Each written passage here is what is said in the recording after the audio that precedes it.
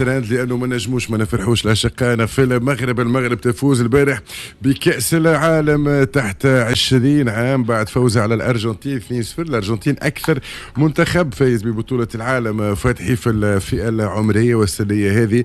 نحكي على منتخب مغربي فاز على فرنسا، فاز على البرازيل، فاز على الارجنتين. نحكي على منتخب مغربي فيه لاعبين اليوم القيمة التسويقية متاعهم في العمر هذا تقريبا تتجاوز 1.3 و4 مليون اورو، 1.3 مليون اورو. هذا نحكيو قبل الدورة، راه اليوم الفالور مارشاند بتاعهم الكل باش تزيد بعد الدورة. القيمة التسويقية للفريق الكل تقريبا في 9 مليون اورو، متوسط 500 ألف اورو كل لاعب.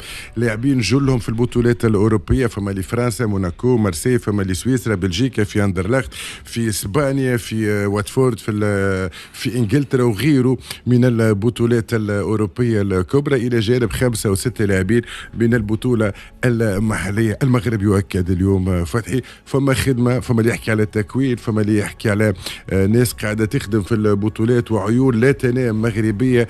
كل تالو مغربي في شويه ضوء بلغتنا احنا من 12 13 14 يتفك باش يبدا حاضر لتعزيز صفوف المنتخب. وهذه زاده خدمه فتحي قداش ملاعب اذا علينا احنا في تونس. النتيجه اليوم المغرب بطل العالم اقل من 20 سنه. كلمه مفتوحه والله، من اسود الاطلس الى اسود افريقيا، والبارح في الليل اسود العالم. هو من عام 2022 من كاس العالم الاخيره. المغرب الحقيقة هي ملك افريقيا. هي عام 22 وقت اللي وصلت الدور النصف النهائي قلنا ضربة حظ، نجم تكون ضربة حظ. قلنا ما شافوهاش، ما عاشوهاش، ما راوهاش كيفاش جاية، ولكن ظهروا انه المغرب قاعدة تخدم خدمة كبيرة ياسر. راهو مش سهل وبرا تجيبهم من برا، هذم وليدات صغار. معناها شوف، المغرب خطفتهم لفرنسا، خطفتهم لبلجيكا، خطفتهم لانجلترا، خطفتهم. واحنا وقت اللي عنا كعبة شوف بالريق الناشف باش ينجموا نجيبوه باش يقبل وانه يلعب مع الفريق التونسي. معناها المغرب قاعد تعطينا درس ورا درس، نستخدم على رواحها.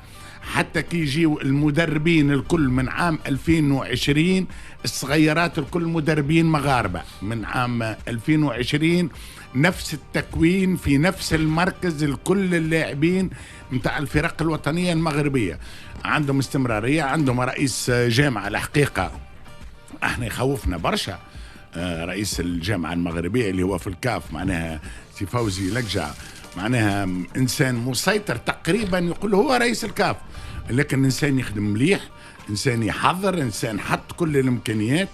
وللأمانة نقولها راف، للأمانة المغرب كدولة حطت كل شيء في الكورة، حطت كل شيء في كرة القدم، لأن كرة القدم مش جابت لها تنظيم كؤوس أفريقيا، جابت لها تنظيم كأس العالم، جابت لها يوريك أنه الكرة تنجم تكون وسيلة متاع استثمار، الكرة وسيلة متاع السياحة، تجيب لك السواح.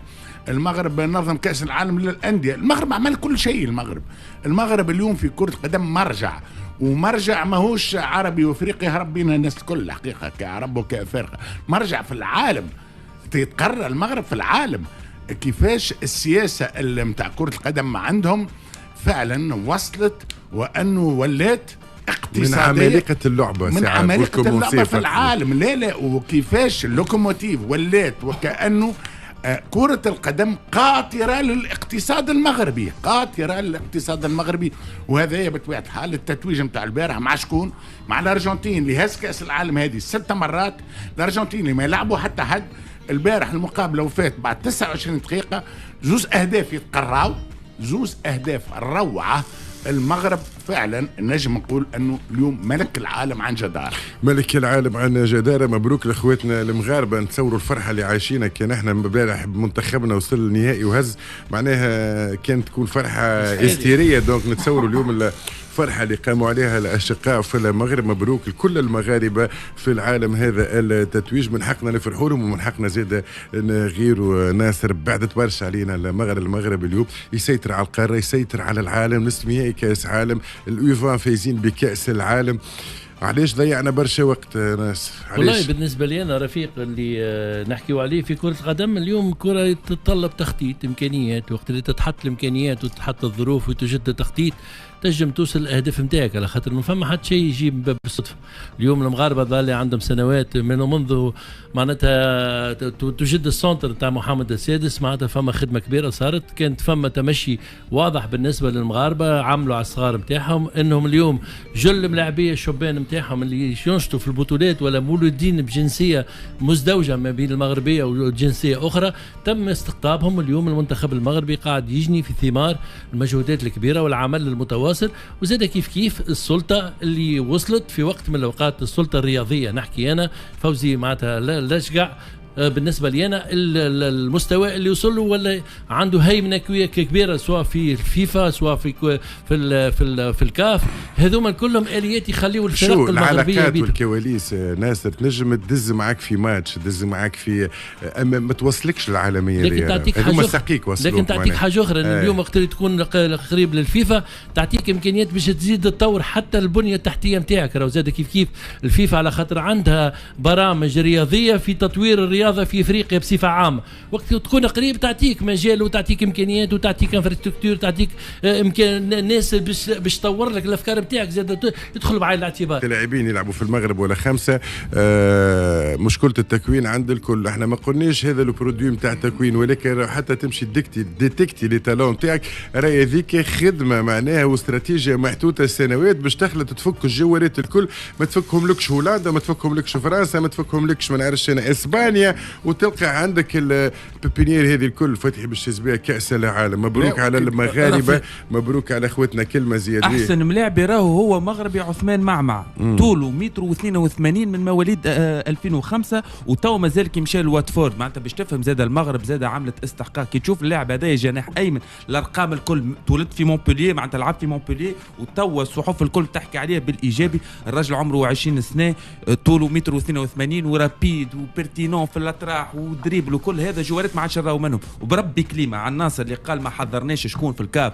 نحن في يوم من الايام كان عندنا طارق بوشماوي، وللاسف التوانسه كسرت طارق بوشماوي اللي كان باش يوصل لمرحله خاطر عندها قيمه الكواليس. مع احترامنا بيان سور، وطارق بوشماوي ما يشك حتى حد في مكانه الرجل وفي قيمته التسييريه وكذا. مش وصول طارق بوشماوي هو اللي باش يعطيك ملاعبيه على التيران. ما ندويش نحكيو في مشاكل غلطه، ينجم يدافع عليك باش ما يغربكش اربيتر باش كذا.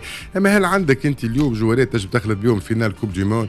المنتخبات الشبان نتاعنا عندنا وين ما نعرفوهمش حتى وين ماشيين، شو قاعدين يعملوا، تلمو بعاد على النتائج الايجابيه. دوك المغرب اليوم ناخذوا منها العبره، ناخذوا منها الدرس. ديجا بور لا مونتاليتي، راك تنجم بمريولك انت بملاعبيه ولادك تقارع كبار اللعبه. معناها هذا اكدته المغرب في السنيور وفي الايفا. مبروك على الاخوه المغاربه، ان شاء الله ربي يوفقهم. حتى نهائيات كاس افريقيا ما ترشحوش افكتيفمون في الصغار، حتى نهائيات ما تقوليش مسؤول في الكاف ومسؤول في الفيفا. اليوم كي تسمعوا المغرب قبل ما نخرج فاصل بربي وصلت للعالميه، ما نعرفش بعيده على الكوره، يعطيك حلم. عندك حلم نتاع عالميه حاتم تحب تمشي له، يخليك تامن تنجم، عندك حاجه تحب تمشي